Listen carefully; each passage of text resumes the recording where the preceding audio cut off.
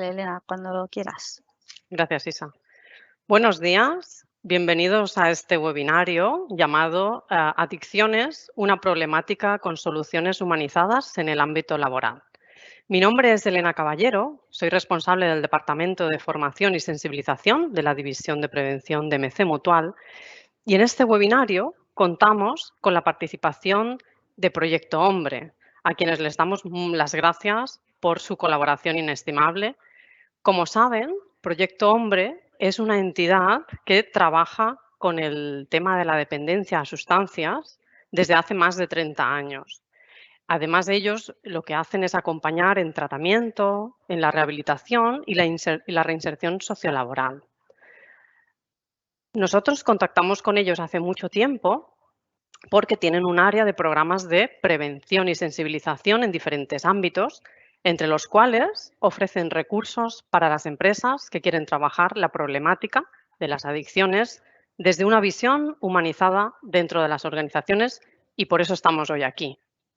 Hoy contamos como ponente con Fernando Rivas de Pina, que él está en el área de asesoramiento laboral de Proyecto Hombre y también contamos con la exposición de Cristina Delgado. Ella es coordinadora de la zona de Cataluña y lleva a cabo los programas de prevención. Nos van a explicar desde su amplia experiencia cómo llevar a cabo un plan de intervención integral en la empresa.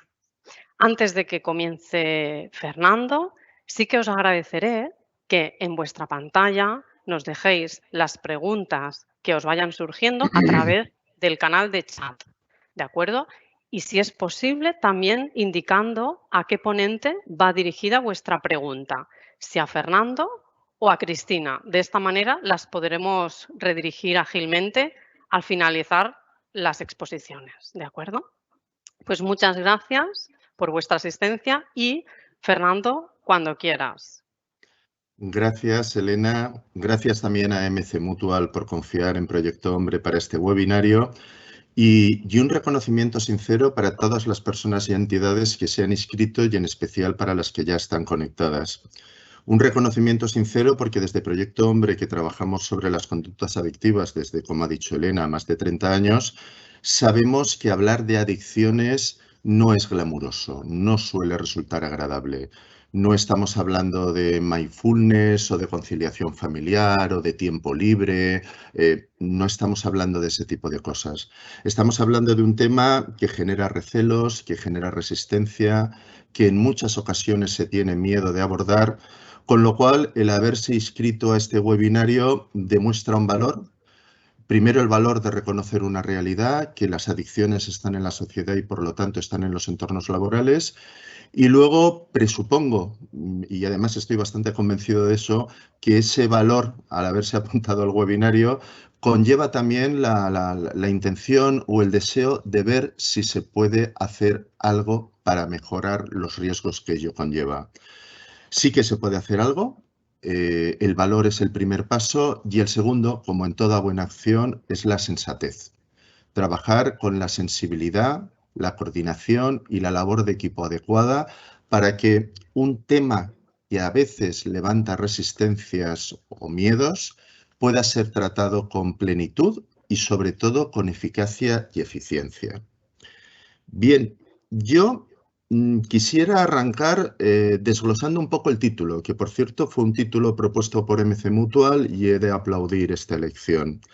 El título nos dice: Adicciones, una problemática con soluciones humanizadas en el ámbito laboral. ¿Son las adicciones una problemática en los entornos laborales? Pues la experiencia nos dice que sí. El gráfico que está ahora en pantalla es el gráfico principal de uno de los múltiples estudios que realiza el Plan Nacional sobre Drogas.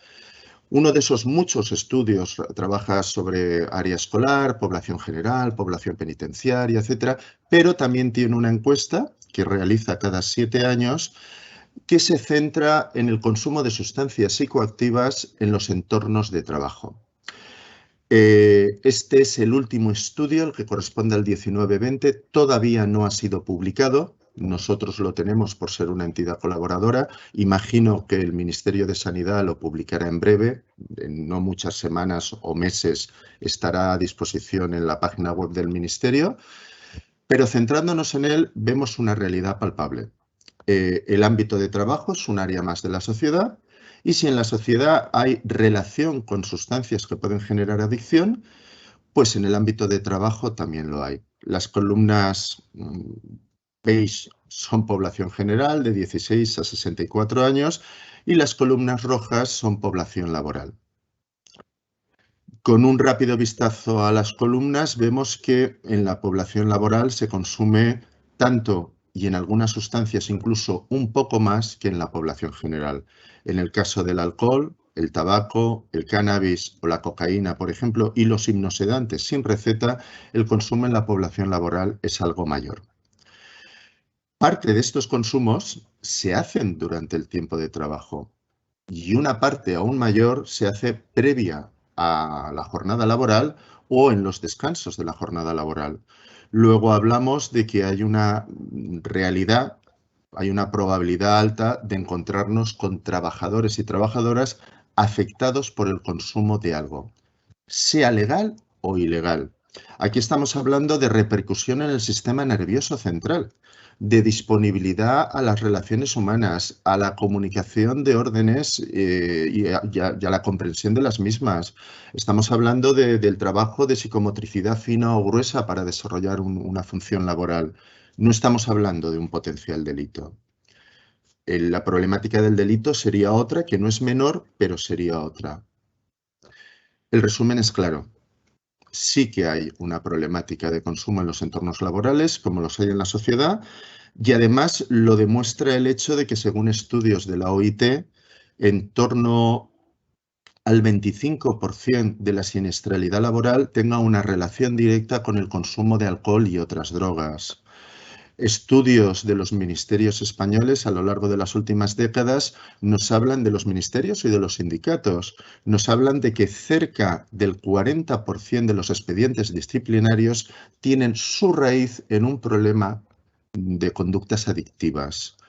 Es cierto que, sin embargo, en los expedientes disciplinarios pone falta de respeto a un compañero, reducción de la productividad, absentismo, impuntualidad, deterioro o robo de materiales. Es cierto, pero porque esos dos expedientes no se hacen la pregunta de por qué ha sucedido eso, por qué ha habido esas conductas que son las que se ponen en el expediente.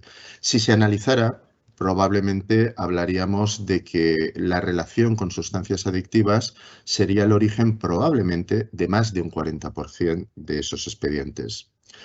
También sabemos, por estudios tanto españoles como en la OCDE como por la OIT, que aquellas personas que tienen una relación demasiado habitual rozando el abuso de sustancias psicoactivas son más proclives a tener bajas laborales y sus bajas son más largas. Y la relación es bien sencilla.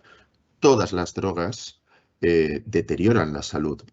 Una salud deteriorada va a contraer enfermedades con más facilidad.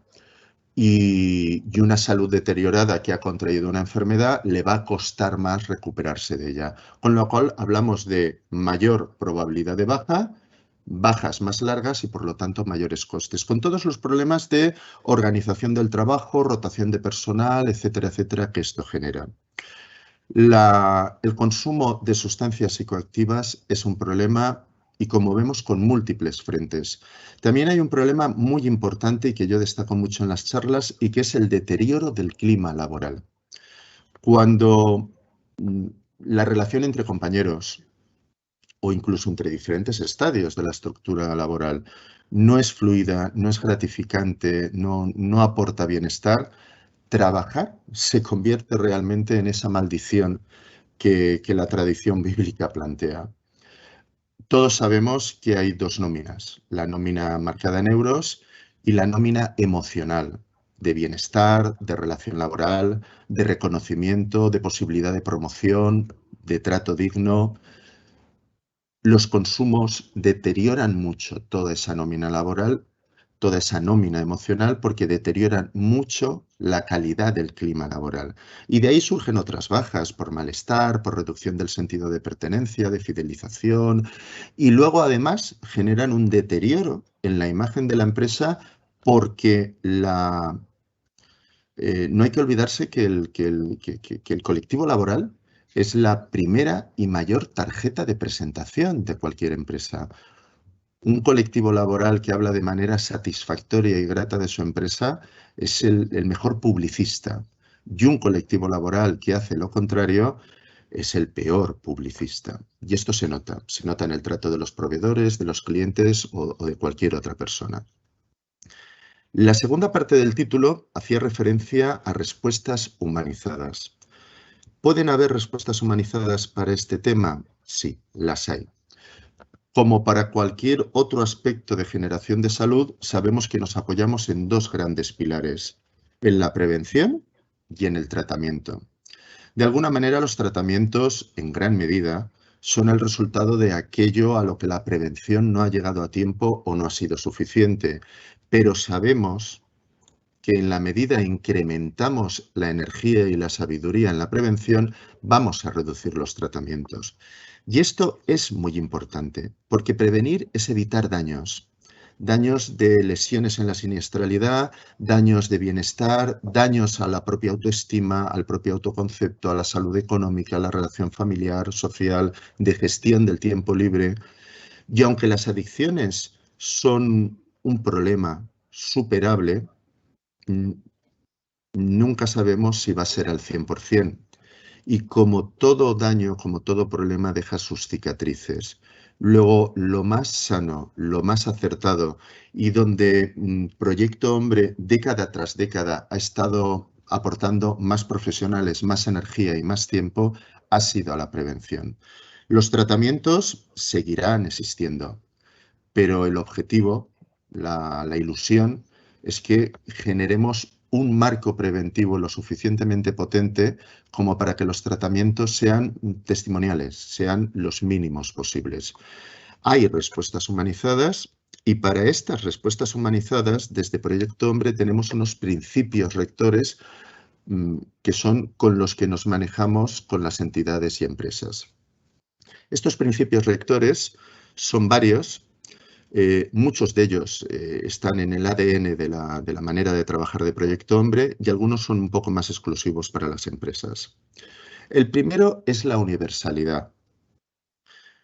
Si entendemos la prevención de conductas adictivas como generación de salud, no podemos privar a nadie de ese derecho y de ese bienestar, de la generación de salud.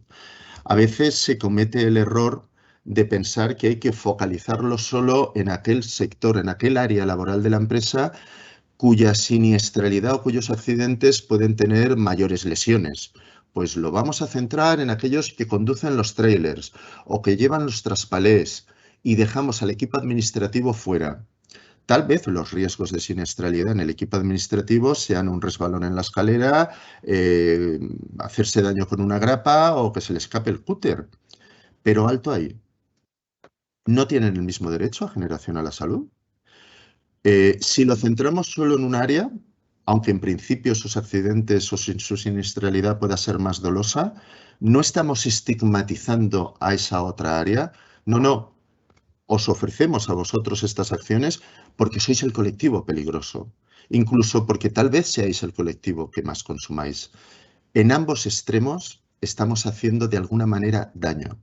La universalidad de las intervenciones no las convierte especialmente en más costosas, las convierte en más eficaces y además las convierte en más dignificantes, porque estamos ofreciendo generación de salud a todo el colectivo laboral, desde el más alto de los directivos hasta el último mozo de almacén que se ha contratado, y porque estamos reduciendo algo muy importante y que vamos a seguir hablando de ello a lo largo del webinar, y es reducir el estigma y por lo tanto los miedos y la ocultación. La intervención, desde nuestra manera de ver y argumentada, ha de ser universal. Luego, se ha de trabajar desde la participación y el consenso. Como planteaba al principio, hablar de adicciones en algunas personas genera recelos. Hace como estos gatitos cuando tienen mucho frío, mucho calor, que dan 4 pasitos hacia atrás, ¿no? Evitar esos recelos y que esos recelos se conviertan en un miedo abierto y, por lo tanto, en una pasividad absoluta o incluso hasta en un boicot, se consigue mediante una comunicación honesta y transparente, una participación lo más amplia posible de todas las áreas afectadas, de todos los sectores afectados, de todos aquellos colectivos que tienen algo para ofrecer y además trabajando desde el consenso. Cuando suelo hablar de esto en algo presencial, y veo a quien tengo delante, muchas veces la palabra consenso hace abrir los ojos y la traducción es: suena muy bien, pero me va a hacer ir más lento. Creo que en este tema vale la pena arriesgarnos a ir más lentos, pero que cada paso sea realmente un paso sólido en la generación de salud de la empresa, sea un paso sólido en la prevención de conductas de relación con las conductas adictivas. Porque podemos hacer una actuación ágil, muy rápida, a nivel de presencia muy bien acabada, con unos documentos, unas sesiones que pintan muy bien, pero en las que, sin embargo, no se ha interiorizado casi nada. Los documentos que se firmen no se van a usar porque no se confía en ellos y entonces no hemos generado un proyecto con futuro. Hemos abortado un proyecto, hemos abortado un trabajo. Vale la pena trabajar a un ritmo tal vez más tranquilo, tal vez, porque no necesariamente ha de ser más tranquilo. Las verdaderas estrategias son la honradez en los intereses y en los objetivos y la transparencia absoluta en la comunicación. Sin intereses espurios, sin intereses secundarios, sin trampeos. Cuando conseguimos eso, este consenso no ralentiza, sino que va a un ritmo adecuado y además sólido. Otro de los planteamientos rectores es la adaptación a las necesidades particulares. Cada empresa, cada colectivo laboral es un mundo dentro del mundo. Tiene sus culturas en torno a las sustancias, a los consumos y a las adicciones, sus incompatibilidades y sus tolerancias, tiene su historial, tiene sus líderes naturales, tiene sus líneas de comunicación, sus confianzas internas. Y con esas realidades, con esas necesidades que van a ser los objetivos, es frente a las que hemos de trabajar.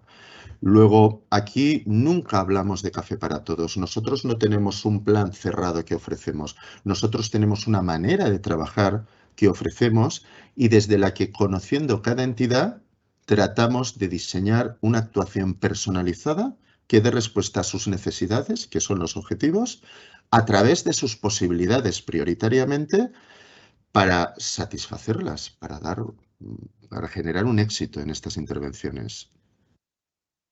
Las acciones además han de estar centradas en las personas, sobre todo cuando hablamos ya del estadio de tratamiento.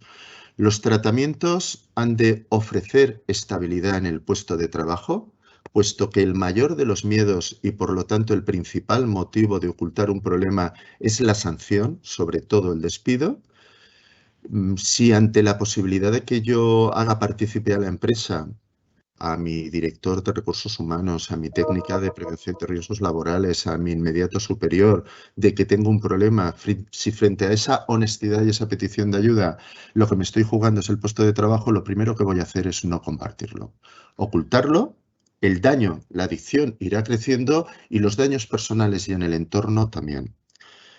Dejar la sanción, la posibilidad legal de sanción en un segundo o tercer estadio y como primera respuesta tender la mano ofreciendo estabilidad en el puesto de trabajo facilita el reconocimiento, facilita la intervención temprana, reduce el daño y genera salud.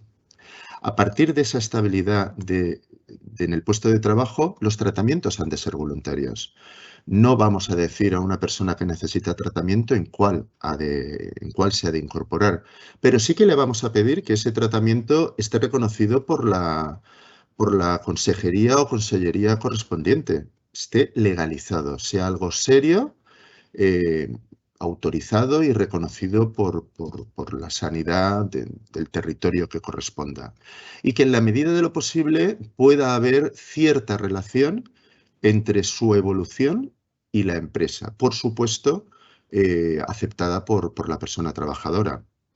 Pero puede haber esa cierta comunicación para facilitar la reincorporación o la asistencia a sesiones a ese nivel, no a nivel de saber qué está ocurriendo en el tratamiento. Lo que ocurre en el tratamiento es una relación entre la intervención psicoeducativa y la persona que está en tratamiento. Luego, la confidencialidad. Actualmente ya tenemos una ley de protección de datos, una ley orgánica de protección de datos, que sinceramente a Proyecto Hombre no le costó adaptarse a ella porque desde nuestro origen tenemos claro que todo aquello que las personas que llegan a nosotros comparten con nosotros, lo hacen porque necesitan desahogarlo y porque necesitan que seamos conocedores de ellos para poder acompañarles, para poder ayudarles. Pero eso no nos convierte en propietarios de esa información. Y puesto que no somos propietarios de esa información, no podemos nada más que manejarnos con esa información con el máximo de los respetos, porque es una cesión puntual. El propietario es el originador de esa vida, de esa información. Ese ha sido nuestro planteamiento desde hace 3 décadas, con lo cual los cambios legislativos con respecto a la confidencialidad nunca nos han supuesto una tensión y confío en que nunca nos las opongan desde esta manera de entender la información que la gente comparte con nosotros. Y, por supuesto, hay que colaborar con toda la red asistencial que existe, desde la pública de cada territorio a la privada que está reconocida y que se le puede ver una eficacia y una calidad. Las acciones que se desarrollen las intervenciones que se creen en torno a la prevención y tratamiento de conductas adictivas en cada empresa no han de ser acciones puntuales, que queden ahí como algo maravilloso. Hicimos, hace 3 años hicimos, ¿os acordáis? No, no, no. Han de formar parte de la política y de la salud y seguridad de la empresa. Han de ir incorporándose a la cultura de empresa, formar parte del ADN de esta, como otro montón de acciones y de detalles de cultura y de maneras de hacer forman parte. Porque si es algo puntual, como algo puntual se irá perdiendo en el tiempo. Si lo integramos en la realidad de la empresa, esa continuidad hace que enraíce, que forme parte de la cultura de la empresa, que se transmita a los recién llegados como algo natural de la casa y entonces estamos reafirmando la prevención y reafirmando la generación de salud. No es difícil. Hay una parte de todas las acciones que se pueden desarrollar que ayuda mucho a esto y es la generación de un acuerdo y unos protocolos en los que posteriormente trabajaremos un poco más. Luego, por supuesto, todas las acciones, esto es de cajón, pero siempre hay que resaltarlo y dejarlo claro, todas las acciones han de estar dentro del marco legal y de normativas vigentes. Y hay que tener siempre en cuenta el enfoque de género. Esto no es una moda política. En adicciones lo tenemos claro desde hace muchos años y paso a explicar por qué. Nuestra sociedad, todas las sociedades, pero esta es en la que nosotros estamos y la que nos importa, nuestra sociedad tiene expectativas distintas de qué respuestas debe de dar una mujer y qué respuestas debe de dar un hombre, en la sociedad en general. Pero esta diferencia de expectativas deseables también abarca el ámbito laboral. En el ámbito laboral se espera un tipo de cosas de las mujeres y un tipo de cosas de los hombres. Y también en las adicciones. Luego, cuando hablamos de hombre o mujer en nuestra sociedad trabajando y con problemas de adicción, estamos hablando de 3 expectativas. Y estas expectativas, en el caso de la mujer, generan la siguiente realidad. A la mujer se le penaliza más cuando tiene consumos abusivos, inadecuados o de riesgo con conductas adictivas, porque de ella se espera que sea la cuidadora, la sensata, la madre, la protectora, con lo cual esas conductas que contravienen esas expectativas pues son mucho menos comprendidas por el entorno, hay una mayor incomprensión por parte del entorno y por lo tanto hay un mayor estigma. Hay un mayor rechazo, un menor apoyo. Frente a esa incomprensión y ese mayor estigma que la mujer sufre por mantener una relación X con sustancias psicoactivas, hace todo lo posible por tratar de reducir el estigma. Un estigma, tengamos en cuenta que no solo viene de fuera, esas expectativas, esas ilusiones, esas esperanzas, ese marco de qué es ser hombre y qué es ser mujer, lo tenemos interiorizado en mayor o menor medida cada uno de nosotros y cada una de las mujeres también. Con lo cual, no solo es una reducción del estigma que le llega de fuera, sino es una reducción también del estigma que crece dentro de ella, de la tensión y el malestar interno que crece. Por lo que la mujer, entre otras cosas, va a tender a hacer consumos legales. ¿Qué quiere decir esto? Pues que la mujer tiende a consumir prioritariamente, que no exclusivamente, esto es algo estadístico y ya sabemos lo que es la estadística, pero tiende a consumir prioritariamente alcohol e hipnosedantes. Dos sustancias legales, dos sustancias muy normalizadas en nuestra cultura y que por lo tanto generan un rechazo muchísimo menor. Pero además de especializarse, por decirlo así, en sustancias legales, trata de hacer consumos ocultos. Es extraño ver a una mujer borracha en la barra del bar del pueblo, es muy extraño. Las mujeres tienden, y remarco que esto es estadística y que hablamos siempre de la generalidad, las mujeres tienden a consumir solas en casa después de acostar a los niños. Este sería el perfil casi tipo. Hay muchas personas que consumen y lo hacen de otras maneras, pero el perfil casi tipo es consumo de alcohol por la tarde, por la noche, después de haber dormido a los niños. En el caso de los hipnosedantes, como está recetado por el médico, como lo saco de la farmacia, como tengo una receta que de alguna manera es pues bueno, un pase para cualquier frontera, el consumo puede ser un poco más público, ¿no? Porque me lo recetó el médico. Pero en cualquier caso, hablamos de una manera de consumir por la mujer que es más oculta, que es menos pública, que es más difícil de detectar, que conlleva una mayor carga de dolor, de ocultación, de malestar interno, y que al ser más difícil de detectar es más difícil conseguir una intervención temprana, conseguir que la mujer entre en tratamiento con los primeros síntomas, porque no se detectan y porque además cuenta con menos apoyo por el entorno para incorporarse. Porque además, si ha habido una ruptura de pareja, quien tiene asumida la responsabilidad de la crianza de los hijos, lo que desagradablemente en el mundo laboral se llama cargas, cuidar a los hijos ahora son cargas, pues lo tiene la mujer, es decir, tiene más dificultades.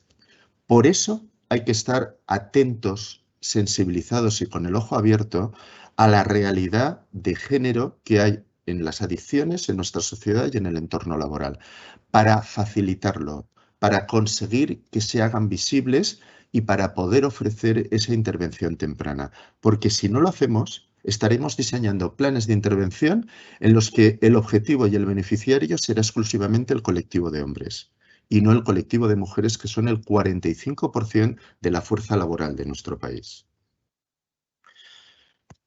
¿Qué podemos hacer? ¿Y qué ofrecemos nosotros?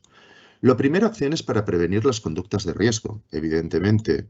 Luego, tratamientos personalizados y de calidad para aquellas personas a las que no les ha llegado a tiempo o no les ha sido suficiente. También asesoramiento. Asesoramiento para reducir factores de riesgo, incrementar factores de protección, asesoramiento para acuerdos y protocolos. Y formación para que los líderes naturales que hay ya en la entidad y que son los principales transmisores de cultura de empresa, además estén más capacitados para ser mejores generadores de salud, estén más capacitados para hacer frente a situaciones conflictivas y para detectar situaciones de riesgo, personas con un inicio en la problemática, y acompañarles o ayudarles a iniciarse en un tratamiento.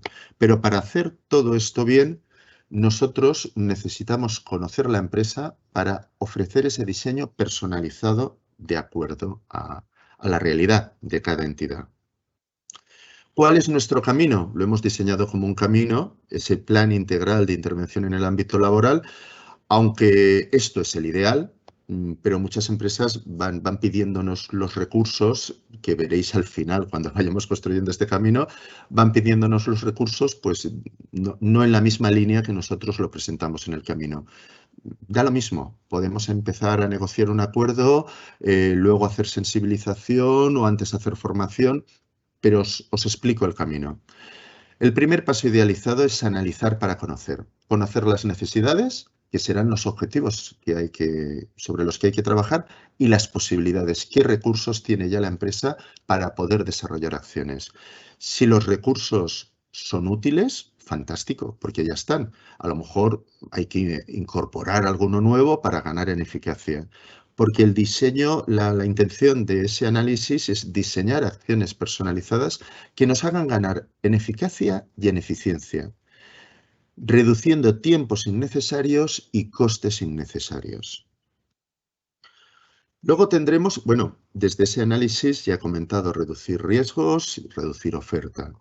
Luego tendremos la acción de informar y sensibilizar a través de charlas, jornadas, talleres, cartelerías, trípticos, campañas. Hay muchas posibilidades de intervenir. Pero ¿bajo qué premisas vamos a intervenir? Con información veraz y comprensible. El conocimiento es importante. No es suficiente, pero el conocimiento es importante. Luego ahondaremos en por qué es necesario, pero no suficiente. Entre esa información veraz y comprensible, hay que trabajar para reducir mitos y fantasías.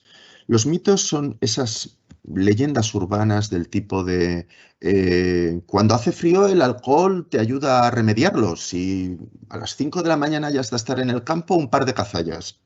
El alcohol no genera calor salvo que lo quememos. El alcohol es un vasodilatador periférico que nos engaña en la percepción del frío o del calor, generando además el problema de que las partes de nuestro cuerpo que deberían de estar calientes empiezan a estarlo menos, ¿no?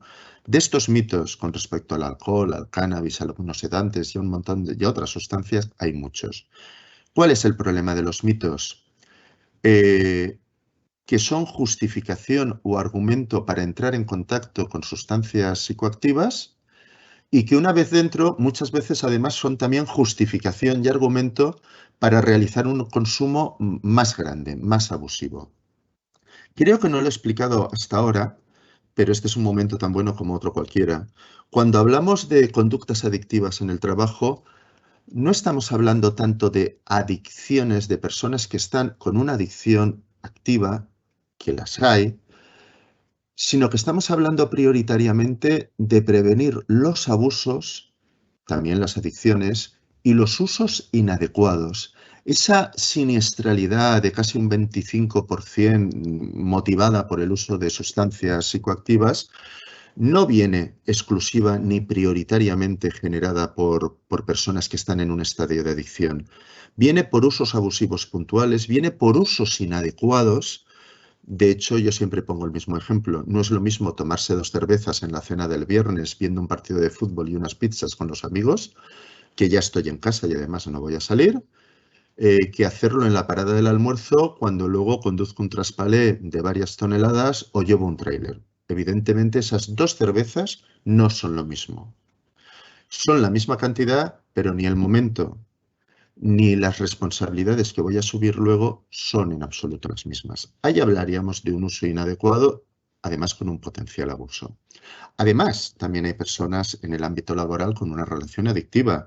De hecho, el 70% de las personas que piden tratamiento en nuestro país, tanto en la red pública como en la red privada, en este caso en Proyecto Hombre, son personas activas laboralmente, son personas con un trabajo, con un contrato laboral activo, muchas de ellas en activo y otras en una reciente baja, pero son personas con contrato. El perfil de la persona que padece una adicción en el siglo XXI no es aquella de los años 80 que dormía en un albergue de caridad, que había perdido el trabajo y que vendía pañuelos en los semáforos. Ese perfil existe, pero es muy, muy minoritario. El 70% de las personas que piden ayuda a programas de recuperación son trabajadores y trabajadoras en activo, con un contrato en activo. El perfil ha cambiado y ese 70% de trabajadores que pide ayuda están en las empresas. Volvamos a esas condiciones de la sensibilización. Aparte de la información veraz y de la reducción de mitos, es muy importante ofrecer estrategias. ¿Por qué la información no basta? Voy a poner un ejemplo. Hasta hace muy pocas décadas es evidente que el colectivo profesional mejor informado de los daños de las drogas era el colectivo sanitario, enfermería, médicos, etc. Y sin embargo, la incidencia del tabaquismo y del alcoholismo, incluso de algunas drogas ilegales en ese entorno, no era bajo, no era nada bajo.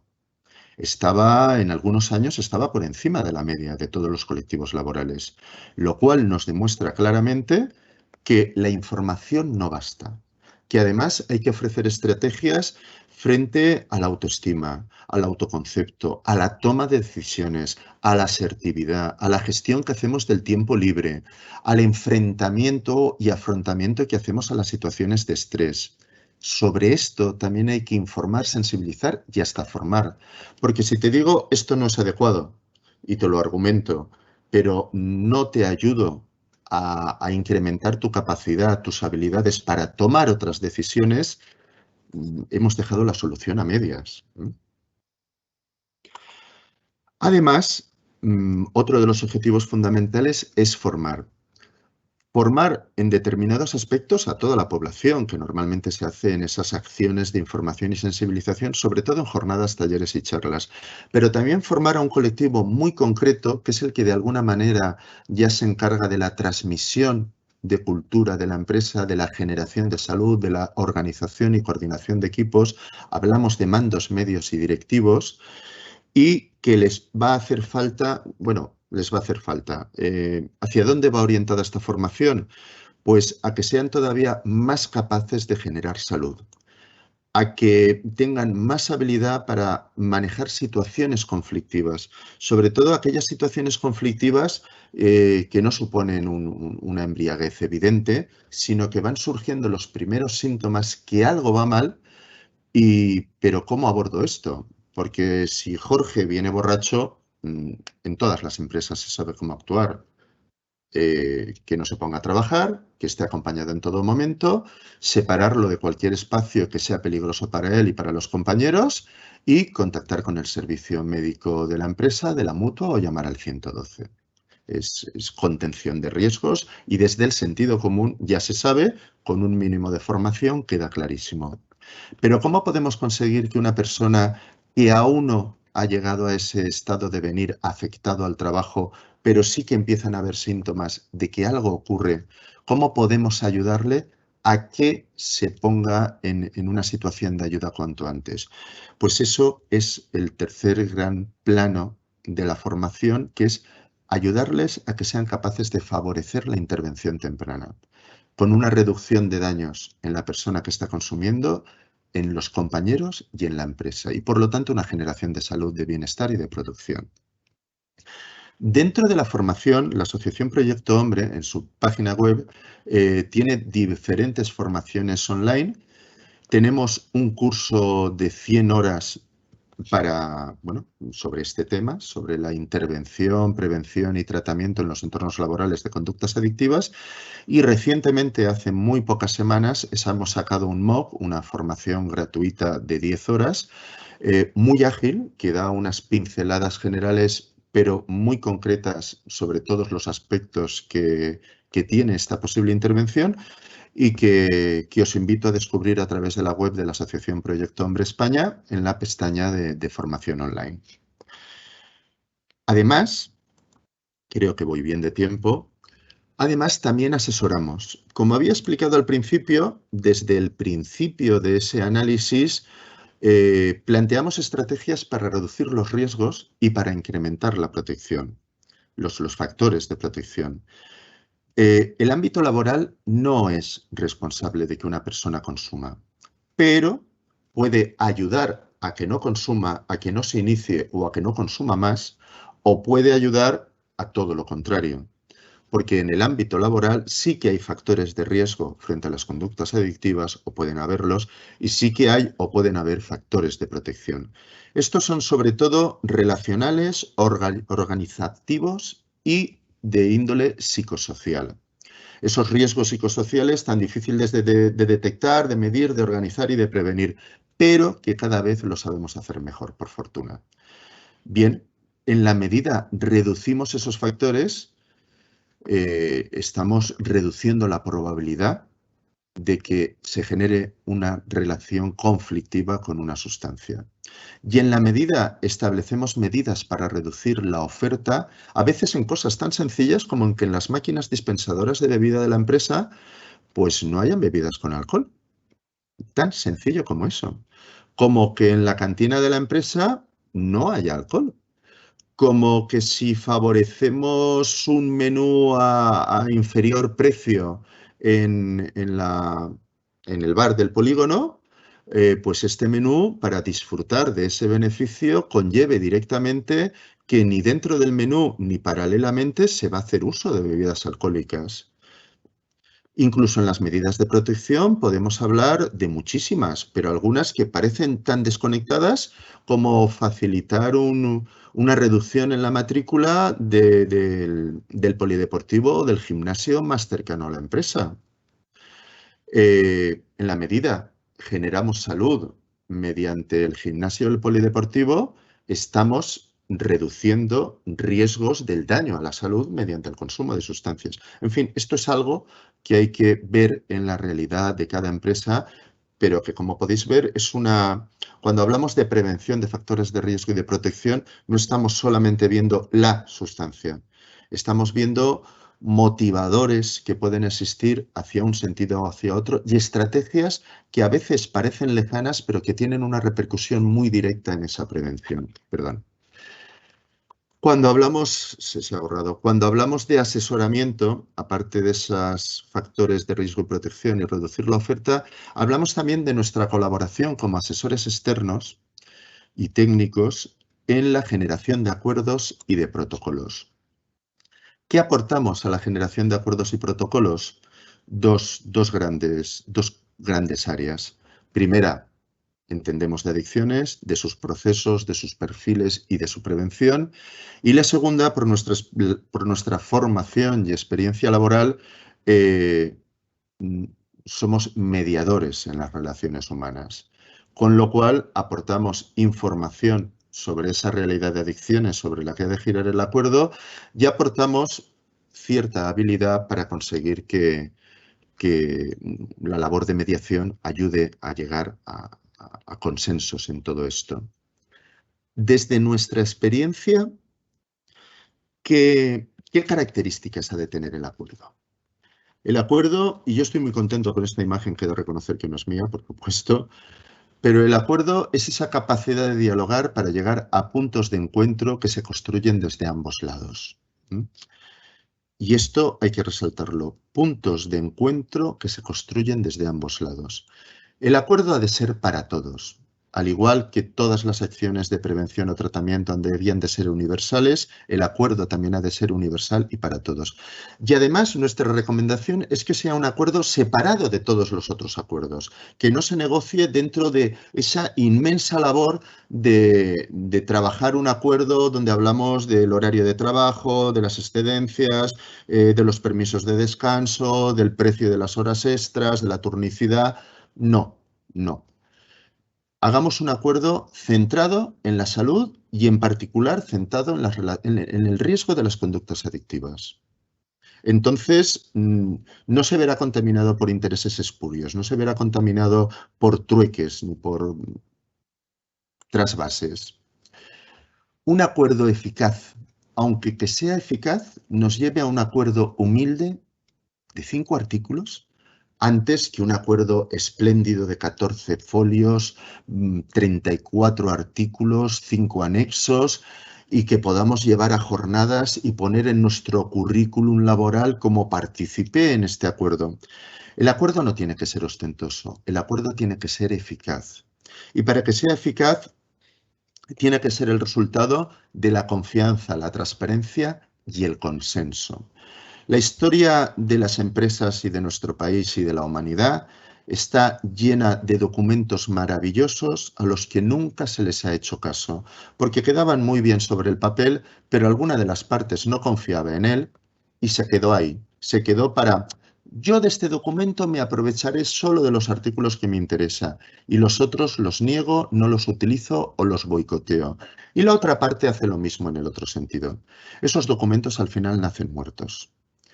No podemos permitirnos que un acuerdo de intervención, de prevención sobre las adicciones, un acuerdo para generar salud, bienestar, nazca muerto.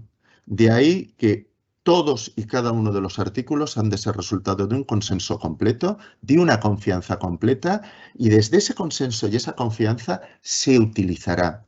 Y aunque nazca con 5 artículos, que ya serían pocos, aunque nazca con 5 artículos, si se usa, aprenderemos sobre esos 5 artículos y en la siguiente revisión, porque claro, habrá deseo de revisión, puesto que usamos y confiamos en ese microacuerdo, en esa revisión y desde la experiencia y el buen hacer lo ampliaremos. Y el acuerdo crecerá sobre piedras sólidas, el acuerdo crecerá sobre conocimiento, sobre necesidad y será eficaz siempre. Los acuerdos son algo vivo, no es algo que se hacen ahí para la eternidad, es algo que hay que revisar. La empresa cambia, el marco legal cambia, los trabajadores cambian, hay que revisar. De alguna manera esto ya lo he explicado, un acuerdo sin trueques. No, cedo aquí a cambio de las horas extras, no. Y para evitar esto, lo más adecuado es que el acuerdo se centre exclusivamente en la generación de salud enfocada hacia la intervención en el entorno en el riesgo de las conductas adictivas. Ha de ser original. Puedo tener otros 25 acuerdos, creo que no hay tantos en nuestro país, yo solo conozco 5 y creo que estoy bastante al día en este sentido. Pero bueno, puedo tener 25 acuerdos de otras empresas sobre la mesa, puedo inspirarme en ellos, puedo ver que hay artículos que se adaptan muy bien a nuestras necesidades, pero el acuerdo de nuestra empresa ha de ser original, ha de ser de nuestra empresa y para nuestra empresa, creado artículo a artículo, negociación a negociación, comprendiendo y compartiendo el significado de cada una de las expresiones. Ha de ser nuestro acuerdo. Y luego ha de ser muy difundido. El acuerdo no es un documento bonito que enmarcamos y ponemos en una sala. El acuerdo es un documento de trabajo, es un documento que ha de ser útil. Está más cerca de una azada que de un cuadro, para entender el sentido de utilidad. Entonces ha de estar en las manos de todos, en el conocimiento de todos. Difundirlo no solo es lo pongo en la intranet, envío un correo a los trabajadores o a los capataces para decir que esto existe, o incluso lo pincho en la corchera si no tiene muchas páginas. Todo eso hace falta, pero yo aún llegaría más allá. Hace falta una labor didáctica. Hace falta de una u otra manera, normalmente mediante charlas o jornadas, aunque suponga tiempo, pero hace falta que todos y cada una de las personas del colectivo laboral lo conozcan, lo comprendan y a ser posible hasta lo compartan, porque desde esa realidad confiarán en él y estarán dispuestos a usarlo. Entonces será útil y entonces el acuerdo crecerá. Explicado así parece que es un trabajón impresionante. No es tanto. Si hay verdadero interés por todas las partes en llegar a ello y los criterios de trabajo están claros, se llega a ello en no muchas sesiones. Puede incluso que suponga muchísimo menos esfuerzo que otros acuerdos, pero teniendo las premisas básicas de qué queremos y cómo vamos a trabajar claras desde el principio. Luego está el protocolo. El protocolo, para mí, lo mejor lo refleja son esa continuidad de huellas que veis en la pantalla. El protocolo debe de dar seguridad a todos, pero sobre todo a esos mandos intermedios que van a ser de alguna manera quienes tengan que manejarse en él. Nos vamos a manejar todos, pero ante todo esos mandos intermedios.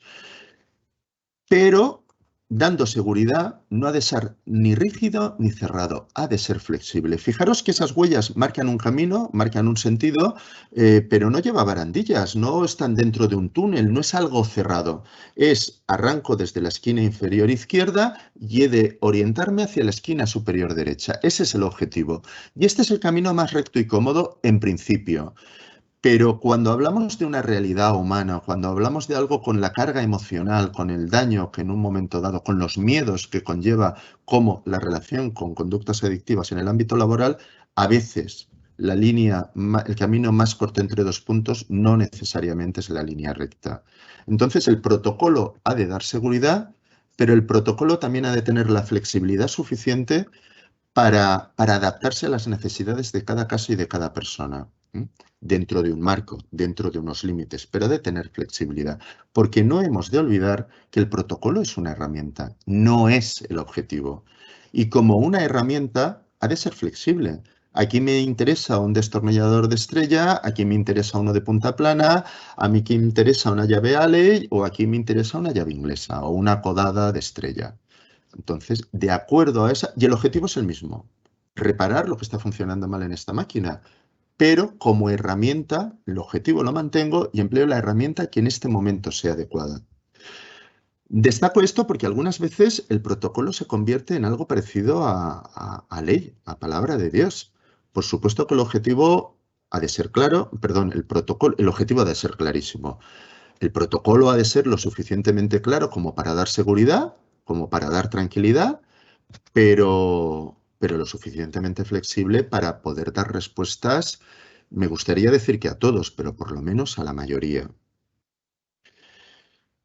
Como último, queda el ofrecimiento de tratamientos profesionales y adaptados, y como hemos remarcado en las condiciones, en los principios rectores, con mantenimiento y adaptación si procede del puesto de trabajo. De esta manera, estamos ayudando a crear una empresa más saludable. Todo esto cuenta, creo yo, con dos grandes problemas. Uno de ellos son los miedos de las personas trabajadoras, el miedo a la sanción, el miedo al despido sobre todo, que lleva a la ocultación, el miedo al estigma, a que me señalen, a que me marquen, a que me aparten, que lleva a la negación, no, yo esto no lo hago en absoluto, eso ha sido puntual, que lleva a todo lo contrario a pedir ayuda, y el miedo a la exclusión, ¿vale? No me despiden, pero no contarán conmigo para la promoción laboral, no contarán conmigo para la formación continua y mucho menos cuando es una formación reducida y específica, y lleva a esas ideas distorsionadas de me dejan aparte, me dejan aparte, me dejan aparte, con toda la ansiedad, con todo el malestar, con toda la inseguridad que ello genera. Estos son los miedos, los miedos generales, y no de todos, pero los miedos que pueden acontecer en el colectivo laboral, ¿no? Por otra parte, tenemos las dificultades que la dirección de la empresa o la entidad suele presentar. El primero es el de la negación de que exista el problema, la negación de que pueda existir o la negación de que se pueda hacer algo. Hombre, yo estoy tranquilo porque, como he dicho al principio en ese reconocimiento a las personas y entidades que os habéis inscrito, está claro que de alguna manera por lo menos reconocéis que el problema puede existir. Tal vez ahora no lo veáis, ojalá no exista en este momento, pero el problema puede existir y que se pueden hacer cosas. Cada vez se pueden hacer más cosas, cada vez hay mayor sensibilidad por todas las partes. Los principales sindicatos del país tienen en sus páginas web documentos muy interesantes sobre cómo abordar el tema. Nosotros, como Proyecto Hombre Asociación, hemos participado en labores de formación de sus delegados. Hay acuerdos de colaboración, es decir, desde los sindicatos se quiere hacer algo, desde las asociaciones empresariales y gremiales también hemos sido convocados más de una vez para impartir charlas, para hacer formación, luego se quieren hacer cosas, luego a veces cuando hablamos entre los compañeros nos preguntamos ¿cuál es el punto de fricción para que cuando los representantes legales de los trabajadores y las trabajadoras quieren ofrecer soluciones en este aspecto y cuando el colectivo de empresarios, empresarial, también reconoce la existencia del problema y quiere ofrecer soluciones, ¿cuál es el punto de fricción? Pues bueno, el punto de fricción yo creo que cada vez está más claro y que cada vez tenemos más herramientas para evitarlo o solucionarlo. Y es el miedo a generar conflictos, el miedo a no saberlo hacer, el miedo a que las propuestas que se presentan generen una respuesta pues no grata, de tensión, de conflicto, de enfrentamiento con los sindicatos. Si el interés de ambas partes es realmente la salud, es realmente el bienestar, y si se está empleando unas vías de comunicación honradas y transparentes, esos miedos desaparecen. Si la propuesta es tender la mano, es ayudar y no emplear como primera herramienta la sanción, y eso es algo real, no un eufemismo de gestión política, esos miedos desaparecen. Porque si en algo está de acuerdo el colectivo laboral y el colectivo sindical, es que la relación con las conductas adictivas son un gran peligro en el ámbito laboral, en la sociedad en general, pero tal vez más todavía en el ámbito laboral, y que vale la pena intervenir sobre ellas para generar salud. Si partimos de ahí, va a haber fluidez, va a haber encuentro. Y si además se cuenta con el apoyo y el asesoramiento de técnicos externos que sepan de adicciones y que sepan de mediación, va a ser todavía más fácil el encuentro. Y la última dificultad que nos presentan algunas empresas es la rentabilidad. ¿Qué retorno va a tener esto? ¿Qué beneficios tiene la empresa? Bueno, yo siempre había dicho que el retorno cuanto menos es el mismo que el de cualquier otra acción de prevención y de generación de salud. Pero a principios del 2020, un estudio de Cigna con el Asia Care Group, yo soy de francés, estas cosas las pronuncio fatal, un estudio muy interesante a nivel mundial sobre la intervención en bienestar y en salud mental en los entornos de trabajo, situaba el retorno de estas acciones hasta en 60 euros por cada euro invertido. Las de 60 euros eran las más completas, las mejor diseñadas y las mejor orientadas. Pero bueno, es un estudio mundial en el que también estuvo incluida España, además con una muestra significativa. Es un estudio muy reciente, justo antes del confinamiento. Bueno, se publicó creo que ya en confinamiento, pero todos los datos del estudio se realizó previamente. Luego ahí tenemos la respuesta. ¿Cuál es la rentabilidad? Menos bajas, menos absentismo, mejor clima laboral, mayor fidelización de trabajadores, mejor imagen de la empresa, mayor productividad y lo que es más importante, mejor calidad en esta producción, reducción de la rotación de personal, es decir, todo son facilidades. Y por parte de los trabajadores, mejor clima laboral, mejor salud, mejor bienestar en el entorno de trabajo, luego todo son beneficios. ¿Qué hacer frente a todo esto? ¿O qué hacer frente a estos miedos y dificultades? Pues de alguna manera las he estado desgranando, pero bueno, entro en detalles. Frente a la reducción del miedo, sensibilización, políticas de empresa y acuerdos y protocolo. ¿Por qué los acuerdos y el protocolo son tan importantes? Porque ponen negro sobre blanco unas normas que se van a respetar, que no dependen del capataz que tengo ahora, del director de recursos humanos que tengo ahora, o de si caigo bien o caigo mal. Es un acuerdo, es una normativa con la que se va a trabajar y de acuerdo a ella se va a funcionar. Es tal vez el documento que más tranquilidad ofrece y en el que la sensibilización y la política de empresa ayuda mucho. Es importantísimo favorecer el reconocimiento mediante la formación, la sensibilización y, una vez más, acuerdo y protocolo. Y facilitar los tratamientos, en este caso ya casi exclusivamente acuerdos y protocolos. Se trata de alguna manera de tender puentes y de mantenerlos practicables. Bueno, y a partir de este punto os recuerdo que podéis estar haciendo preguntas en la pestaña de vuestro ordenador. A partir de este punto os dejo con mi compañera Cristina de Proyecto Hombre Cataluña, que os hablará de las respuestas que hay en cada uno de los territorios de nuestro país. Gracias.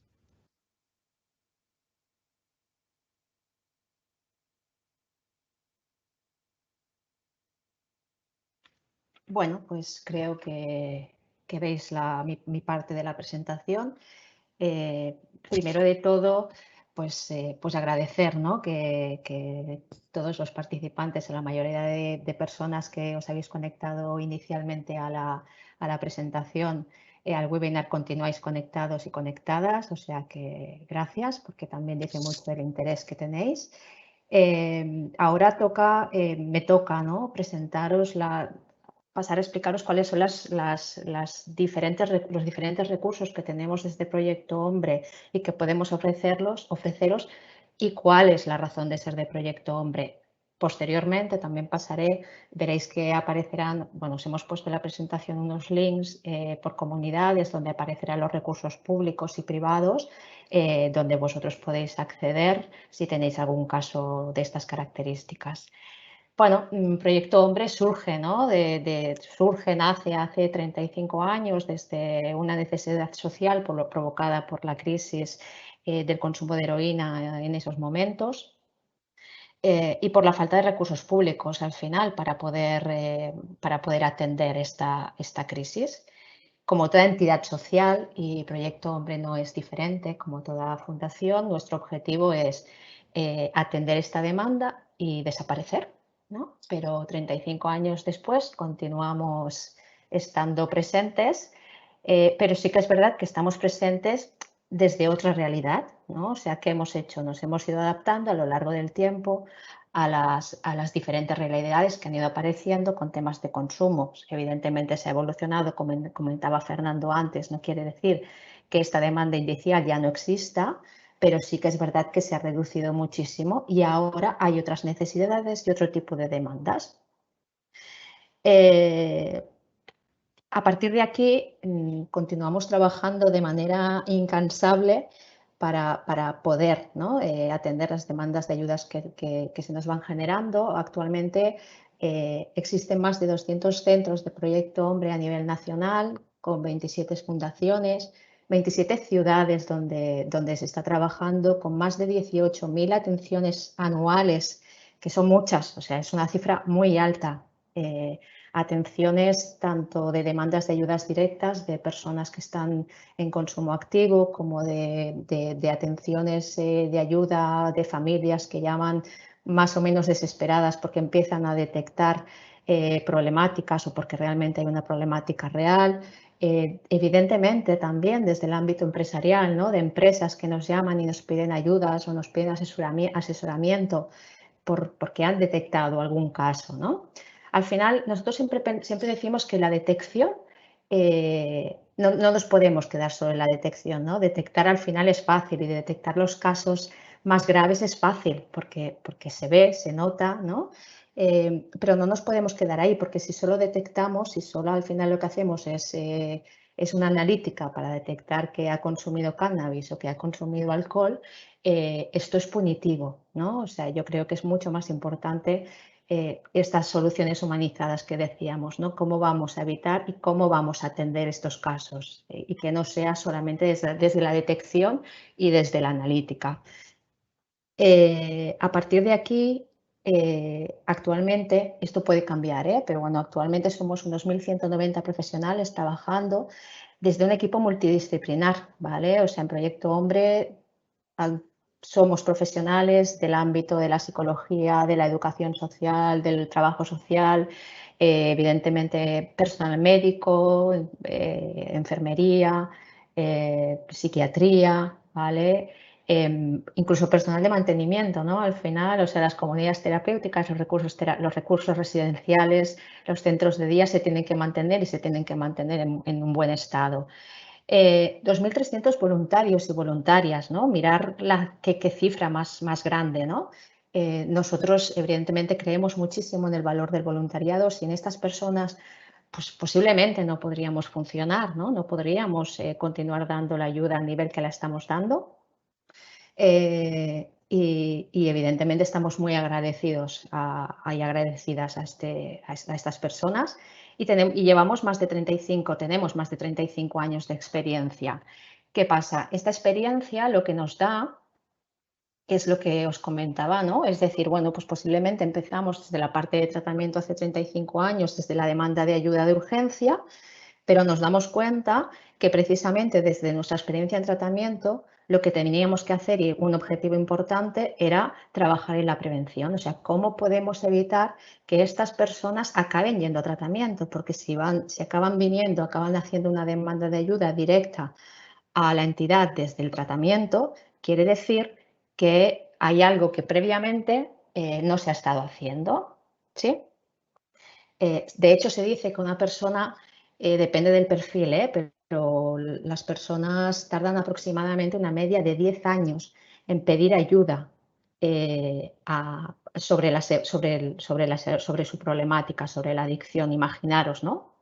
Yo personalmente estoy trabajando con adolescentes y jóvenes entre 13 y 23 años, ¿no? O sea, estamos hablando de que hay chicos y chicas que empiezan a consumir con 13 años y que si, ¿no? y que si a mí me están llegando al proyecto joven con 13 años, quiere decir que han empezado a consumir, han empezado a experimentar anteriormente, ¿vale? Entonces, ¿qué hacemos desde la experiencia de tratamiento? Empezamos a trabajar en el ámbito de la prevención. En el ámbito de la prevención y decimos, ¿dónde está la población diana? ¿Cómo podemos llegar? ¿Dónde tenemos que canalizar nuestros esfuerzos para que, para que los mensajes que tenemos que dar lleguen? ¿Vale? Entonces, ¿dónde están estas personas? ¿No? Y si estamos hablando de prevención, ¿cuándo tiene que empezar la prevención? La prevención empieza desde el momento que nacemos. ¿Vale?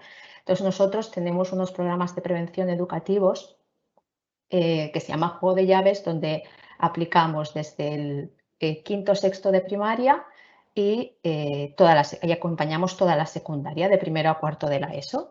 Estos son programas de prevención universal, ¿no? Ya os he hablado de la universalidad, Fernando, anteriormente, y esto va dirigido a todo el alumnado desde estas franjas de edad que os he comentado, a todo el profesorado con asesoramiento, acompañamiento, y porque al final es la persona que aplica las actividades en el aula y para nosotros es muy importante trabajar con las familias o con las personas referentes, ¿no? Con los tutores legales de estos chicos y de estas chicas.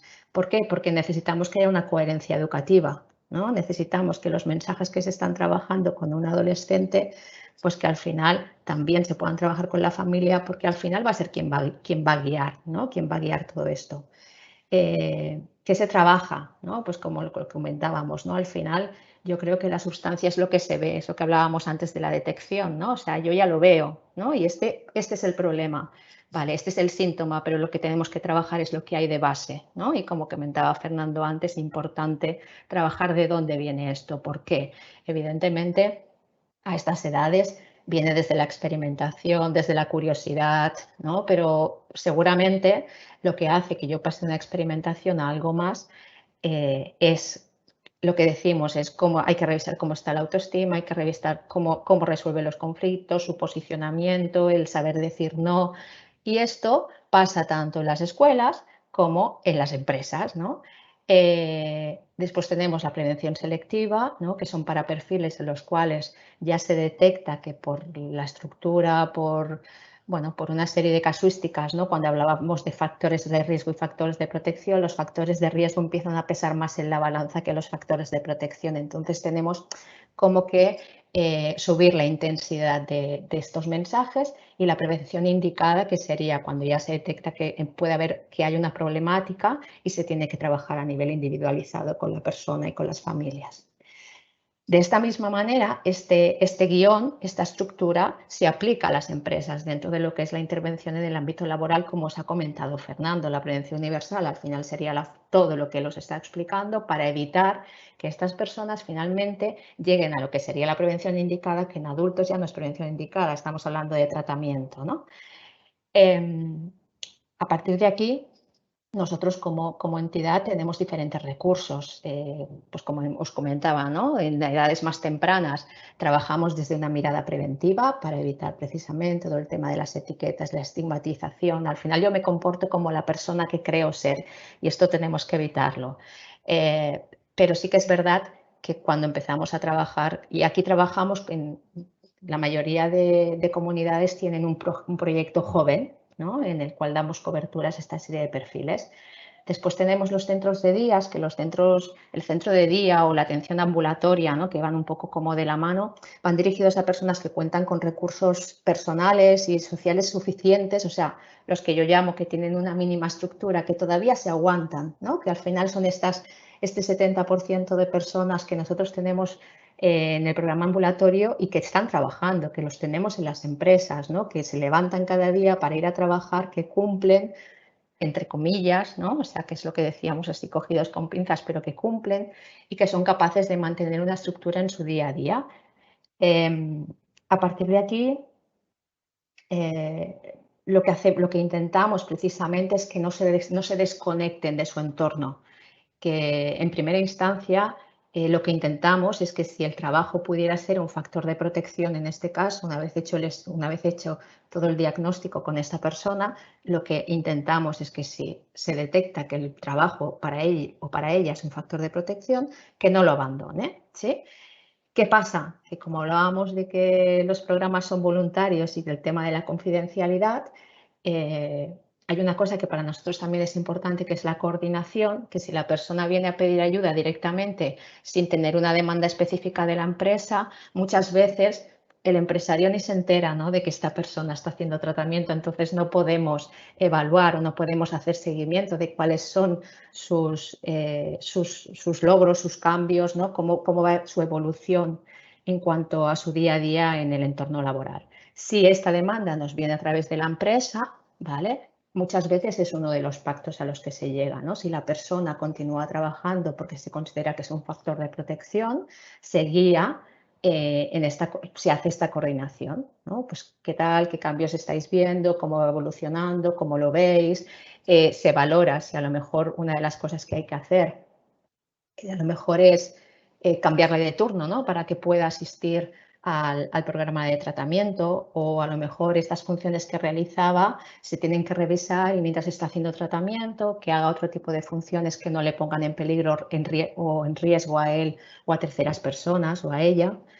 Bueno, entonces, claro, todo esto es mucho más fácil coordinarlo, evidentemente, si la demanda viene a través de la empresa. Los centros de día, lo que sí que nos hacemos, esto en cuanto a los programas ambulatorios, y que la mayoría de veces son programas que se hace una atención de tarde para poder compaginarlo con el trabajo. Los centros de día normalmente son más intensivos en cuanto a duración, en cuanto a horas diarias, y aquí sí que dentro de esta evolución, ¿no?, y dentro de cómo van cambiando los perfiles, nos estamos encontrando que cada vez más detectamos, ¿no?, o vienen diagnosticados o diagnosticadas con otras patologías de salud mental aparte de la adicción del consumo de sustancias. Claro, esto requiere otro tipo de atención, requiere otro tipo de objetivos, ¿vale?, y requiere adaptarse, como hemos comentado en varias ocasiones a lo largo de la presentación, a que al final nosotros podemos tener un modelo de trabajo el cual seguimos o sea, aplicamos, pero que no puedes perder de vista a la persona, quién tienes delante, cuáles son sus necesidades, y adaptar nuestros objetivos terapéuticos a sus objetivos reales, porque si no tampoco conseguiremos nada, ¿sí?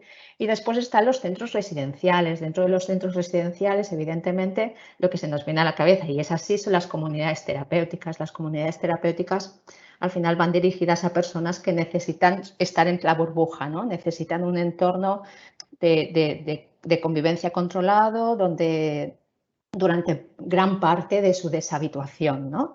Y digo gran parte porque sería un error pensar que una vez esta persona se pasa 1 año, 9 meses, lo que necesite, ¿no?, lo que dure el tratamiento, en su burbuja de comunidad terapéutica 24 horas, 7 días a la semana, y que cuando se decide que esta persona está bien y ha cumplido objetivos y puede tener una vida autónoma, la dejamos, ¿no?, y decimos, venga, ahora ya estás, te vas a tu casa, vas a tu trabajo, busca trabajo y empieza con tu vida normal.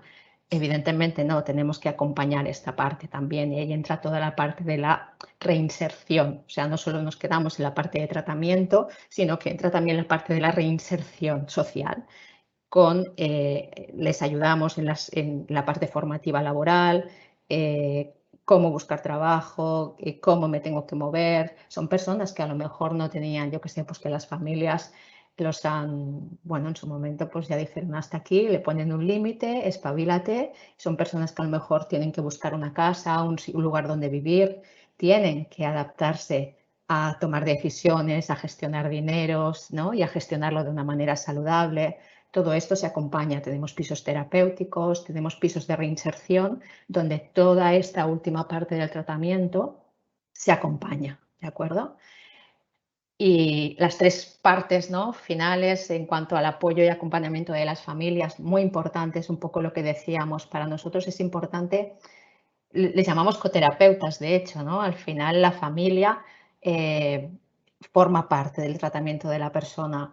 hay personas que vienen solas, hay personas que no quieren que se les acompañe en el tratamiento, evidentemente, y se respeta de entrada, pero sí que intentamos que finalmente, de alguna manera, conocer a esta familia, conocer a las personas, ¿no?, con las que puede llegar a convivir, conocer y que estas personas se impliquen, porque muchas veces lo que nos pasa es que las familias, una de las grandes dificultades que tienen es poner consecuencias, ¿no? O sea, son personas que a lo largo de su vida, que son supervivientes, ¿no? Al final, o sea, son personas, imaginaros lo que decíamos, 10 años de recorrido hasta que empiezan, hasta que se les genera una conciencia de problema, hasta que hacen la primera demanda de ayuda, que no quiere decir que esa sea la definitiva, ¿eh? Imaginaros todo lo que se le ha permitido, ¿no? Imaginaros cuánta manipulación, imaginaros, ¿no? O sea, cuántas veces la familia ha pensado, venga, va, sí, va, que esta vez sí, ¿no? Que va a cambiar, que lo va a hacer, ¿no? Y siempre es desde los miedos, o sea, todos, al final,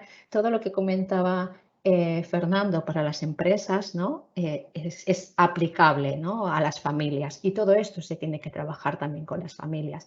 El asesoramiento legal, porque sí que es verdad que a lo mejor en la atención ambulatoria no nos encontramos tanto con esos casos, algunos hay, y en el proyecto joven también hay casos, pero sobre todo en los recursos más residenciales hay personas que necesitan un asesoramiento legal, bien porque vienen de prisión, bien porque tienen algún juicio pendiente, bien porque a nivel de lo que comentábamos antes, ¿no?, a nivel de género, pues son mujeres que han sufrido maltrato y se les tiene que acompañar y asesorar en esto. Y después toda la sensibilización social, o sea, con el tema de las campañas, con el tema de, bueno, cada vez estamos más metidos, ¿no? O cada vez utilizamos más las redes sociales, cada vez, pues yo qué sé, pues aparecemos a nivel público en la televisión, en la radio, porque al final sí que es verdad que nos damos cuenta que que el tema de las adicciones asusta, ¿no? Y que el tema de las adicciones, a mí no me va a pasar esto, y desde el a mí no me va a pasar hasta que no tengo la problemática real, no actúo. Entonces, en ese momento actúo desde un momento de crisis. Y lo que pasa es que entonces no sé dónde tengo que ir, no sé qué tengo que hacer, no sé a quién tengo que pedir ayuda, a quién tengo. Entonces, es muy importante que se conozcan este tipo de recursos. Cuando hablábamos había una cosa muy importante y que la prevención nos ayuda, es a detectar estos cambios que se van produciendo en cuanto a las adicciones, ¿no? O sea, pues hace años nosotros hablamos y se nos identificaba por atención y tratamiento a personas que tienen problemas de drogas, ¿no? Problemas con sustancias. ¿Qué pasa? Pues cuando tú empiezas a trabajar en la prevención universal y empiezas a trabajar en la prevención educativa, o sea, en los centros escolares, ahí tú haces estas primeras detecciones, ¿vale? En estas primeras detecciones empiezas a detectar cambios. ¿Y qué ves? Pues que hay una feminización del consumo, o sea, que las mujeres, dentro del empoderamiento de las mujeres y del feminismo, evidentemente, como algo positivo, una de las cosas que hacen también es consumir al mismo nivel que los chicos, ¿vale? Y empiezan a consumir las mismas sustancias, posiblemente no al mismo nivel de intensidad, o sí, depende, ¿de acuerdo? Pero sí que en cuanto a experimentación, también están experimentando con sustancias ilegales, ¿de acuerdo?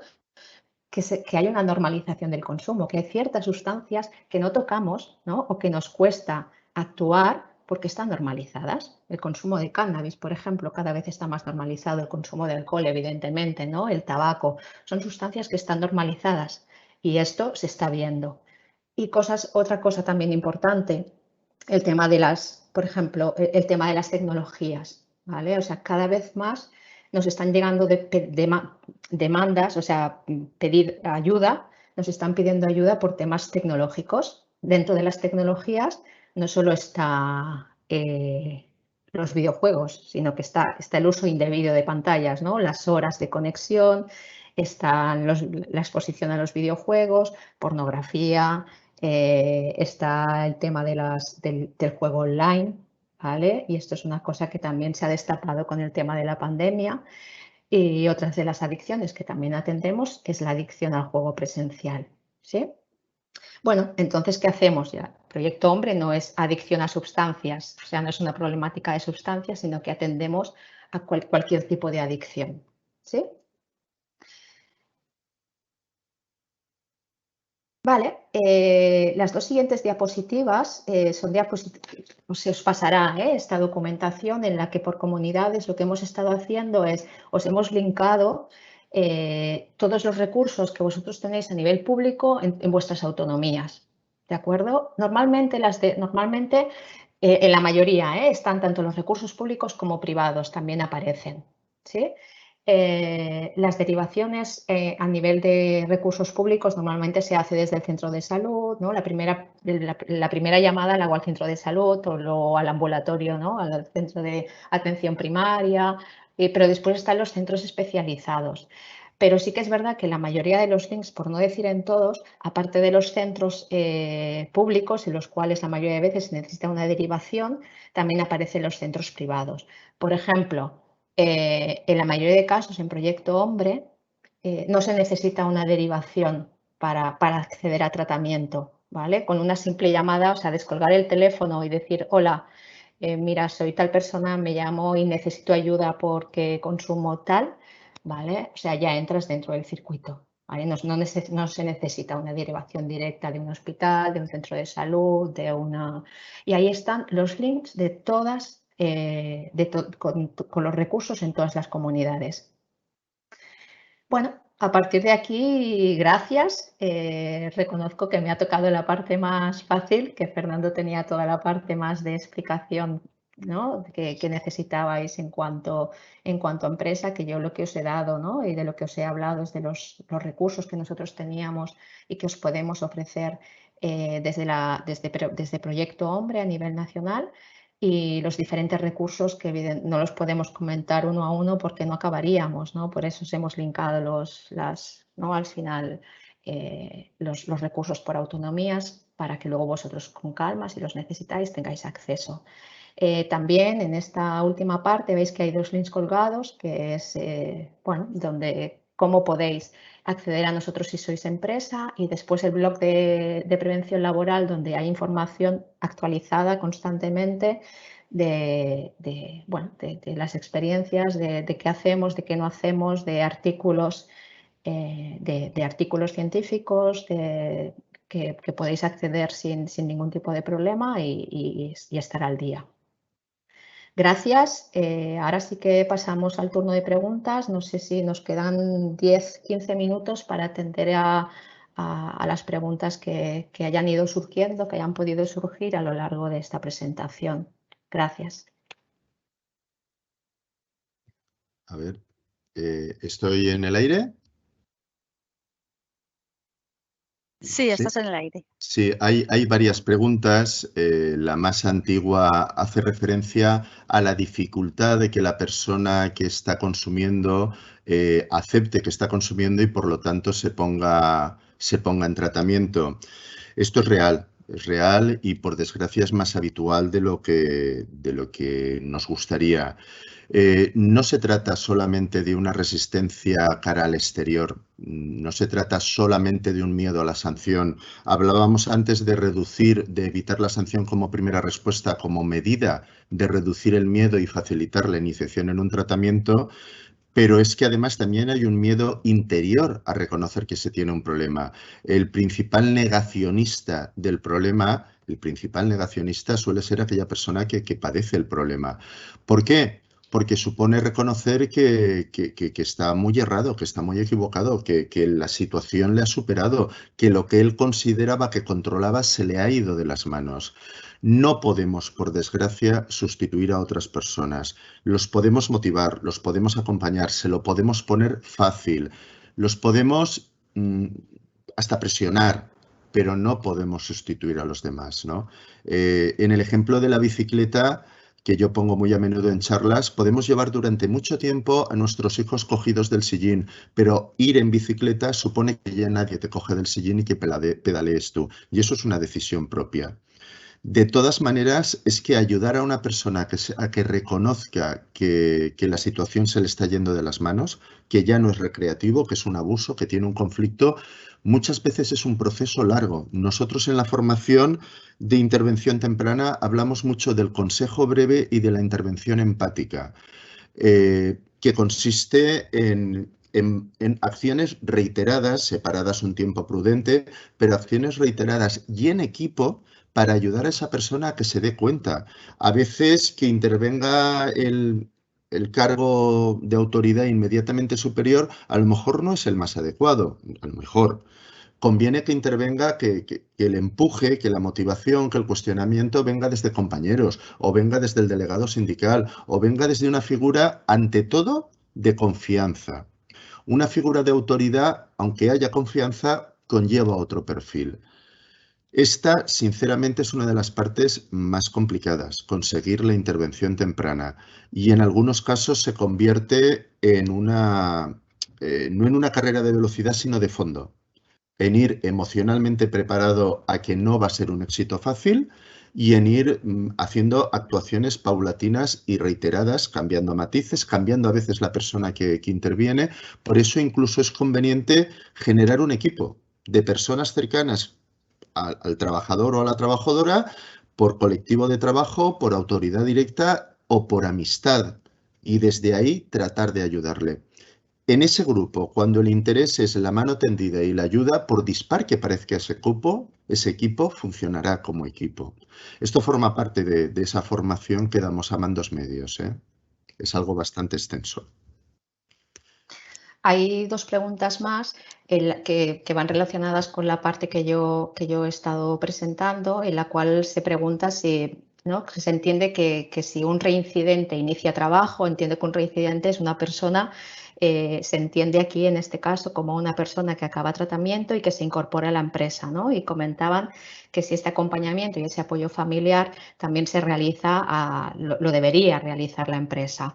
Bueno, es un poco lo que decíamos, si este tratamiento ha venido, o sea, es un tratamiento evidentemente voluntario y que el trabajador o la trabajadora nos ha dado permiso para que nosotros podamos coordinarnos con la empresa, y en este caso sí que es verdad que normalmente es con las unidades básicas de salud, con el personal de salud, ¿no?, de las empresas. Evidentemente que se puede hacer una coordinación y un acompañamiento a cuando esta persona se reincorpora a su puesto de trabajo para ver cómo se va adaptando. Sí, es evidente. Al final, pensar que para nosotros es muy importante, es lo que decíamos, nosotros nuestro modelo de trabajo es un modelo biopsicosocial, o sea, no trabajamos exclusivamente desde la sustancia, sino que trabajamos desde la parte social de la persona, pues la parte biológica, la parte social y la parte psicológica, ¿vale? E intentamos, evidentemente, la persona como centro, ¿no?, la persona como centro del tratamiento, pero teniendo en cuenta todos sus factores. Y el factor, o sea, un factor de riesgo, un factor de protección puede ser el trabajo. Entonces es importante también acompañar esta reincorporación. Y después hay otra pregunta en la cual comentan que el objetivo sería un trabajo paralelo entre terapeuta y empresa con un mismo objetivo, el apoyo a la persona. Yo creo que es básico, sobre todo, es que me encanta esta afirmación, ¿no?, cuando dicen con un mismo objetivo, el apoyo a la persona. Sí, es que este ha de ser el objetivo, ¿vale? Ha de ser el objetivo de ayuda, el objetivo de acompañamiento, el objetivo, sobre todo, entender qué es lo que está pasando, ¿vale? Porque como comentaba, al final lo más fácil es la detección, ¿vale? Pero si nos quedamos exclusivamente en la detección no estamos ayudando.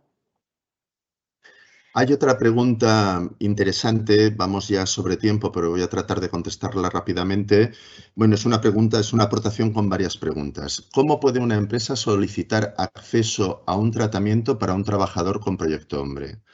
Es que quien ha de pedir el tratamiento es el trabajador, quien firma el acuerdo de colaboración, por decirlo así, quien firma el contrato terapéutico es la persona afectada. Es cierto que la empresa puede mediar, puede facilitar el contacto, incluso puede ser la primera entidad que llame, pero el tratamiento necesita del visto bueno del trabajador porque es esa persona la que se compromete directamente. Luego, como indicaba Cristina, hay un montón de colaboraciones laterales, familia, amistades, empresa, compañeros de trabajo, que pueden ser muy, muy importantes en el éxito, tanto en el éxito del tratamiento como en conseguir que acceda al tratamiento. Pero el contrato terapéutico lo firma la persona afectada. ¿Tiene coste? Indicaba Cristina antes que hay ingreso directo en la mayoría de nuestros programas en plazas privadas que en la mayoría de los casos tienen coste, pero también hay ingreso mediante plazas conveniadas pues, con los gobiernos autonómicos normalmente de cada uno de los territorios. Con lo cual, puede tener coste si queremos acceder de una manera o si se puede acceder a través de una plaza concertada, pues no tendría coste. En caso de que el trabajador necesite la baja laboral para estar en tratamiento, ¿cuál sería la gestión de la mutua? Pues evidentemente os podría contestar mejor la mutua, pero aun a riesgo de confundirme y teniendo a los compañeros de la mutua ahí detrás, me atrevería a recordar que la mutua solo interviene en estos casos directamente, siempre puede asesorar, siempre puede acompañar y tengo conciencia y doy fe de que están en la línea y con las ganas de hacerlo. Pero como mutua legalmente solo puede participar cuando hablamos de una enfermedad laboral o de un accidente laboral. Entonces, a no ser que el consumo de esa sustancia sea recogida como un riesgo laboral en ese trabajo en concreto y el abanico que marca la ley es muy limitado, pues la mutua podrá asesorar, acompañar e informar, pero no es quien tramita la baja. Hablaríamos de una baja en medicina primaria, en el sistema de salud universal. Hay una cosa que me gustaría, sabes, también, perdona Fernando, en referencia a lo que decíais del coste de los programas, claro, esto además va a depender de cada comunidad, ¿vale? Lo digo porque esto sí que es importante, que si tenéis algún caso concreto, ¿vale? Que habléis con el recurso de la zona. Yo que sé, por ejemplo, en el caso de Cataluña, como fundación, no vamos a dejar a ninguna persona sin ayuda por un tema económico, ¿vale? Pero sí que dejamos claro, como decía Fernando, que los programas no son gratuitos, ¿no? Porque la gratuidad no se valora, ¿no? Al final es como un valor de estos que todo lo que es gratis no se valora. Lo exijo, pero no lo valoro, ¿sí? Y además exijo resultados. Entonces, pero la parte económica nunca va a ser un problema con nosotros. O sea, de hecho, hay personas que vienen de la calle que no tienen recursos y se les atiende con la misma intensidad, ¿vale? O personas. Y en nuestro caso, yo no reviso las rentas para saber si va a poder hacer la aportación o no. Y mirar que hablamos de aportaciones, ¿no? Porque son aportaciones a una entidad social y entonces además luego hay ayudas fiscales, ¿no? Para esto. Lo digo porque esto sí, en cada caso concreto, poneros en contacto con el centro de la zona. Hay dos preguntas que tal vez tengan una respuesta muy rápida. Una plantea si tenemos en cuenta la perspectiva de género para abordar el problema. Por supuesto, la tenemos en cuenta a la hora de tratar de conocer cuál es la realidad de la empresa, de diseñar las intervenciones, de facilitar la intervención temprana y el reconocimiento, porque como explicábamos al principio, el consumo de las mujeres en general está más oculto y es más difícil de detectar, lo cual genera que lleguen estadísticamente más tarde a los tratamientos y por lo tanto más deterioradas, que es algo muy triste pudiéndolo evitar. Y luego también en los tratamientos, pero sí, hay una perspectiva de género, además en Proyecto Hombre, a pesar de Proyecto Hombre, hay una perspectiva de género desde hace muchísimo tiempo, porque en cuanto entras en contacto con las adicciones, te das cuenta muy desde el principio que se viven, se penalizan y se encuentran soluciones de maneras distintas, por cultura, no por biología, por cultura. Luego hay otra pregunta que plantea si la empresa puede tener un contrato terapéutico incluido dentro de un plan de intervención propia. No sé si termino de entender muy bien la pregunta, pero sí la entiendo en la línea de que si la empresa puede tener, puede aportar en esa aportación que debería de hacer cada persona para que acceda a Proyecto Hombre, si va por ahí, sí. De hecho, esto es una decisión de las empresas. Yo normalmente, si la empresa está en esa línea, recomiendo que colabore con el trabajador o la trabajadora en la medida de su capacidad de respuesta económica, de manera, como resaltaba Cristina, de que no se convierta en algo gratuito, porque entonces no se valora. Si para poder acceder con agilidad y en el momento adecuado necesito entrar en una plaza privada, llamémosle privada, y para ello he de hacer un porte económico y no puedo, si la empresa está disponible, fantástico que colabore, pero que no realice la aportación total porque entonces quitamos responsabilidad, corresponsabilidad a la persona que está disfrutando de esa plaza. No sé si ves alguna pregunta más. Bueno, yo veo una última pregunta en la cual comentaban que si desde el servicio de enfermería, ¿no? Deben ofrecer alguna actividad labor oficial en este tema más allá del asesoramiento y las tareas preventivas. Bueno, es que yo creo que ya es mucho esto, ¿no? Al final, o sea que desde el servicio médico, ¿no? Desde el servicio de enfermería, yo creo que lo que es muy importante es lo que decíamos, ¿no? Es trabajar desde la intervención temprana, trabajar desde o sea, el provocar, ¿no? La conciencia de problema. Yo creo que es muy importante trabajar desde la parte motivacional con estas personas, ¿vale? Para que acaben generando conciencia de problema y acaben pidiendo ayuda. O sea, esto es una gran labor y una labor súper complicada que ya tiene el servicio de enfermería. Quiero decir que si lo lográis, ya es mucho. Hay una pregunta, nosotros hasta que Elena nos diga o Isabel nos diga que hemos de cerrar, pero hay una pregunta con respecto a los costes para las empresas que solicitan asesoramiento, formación o...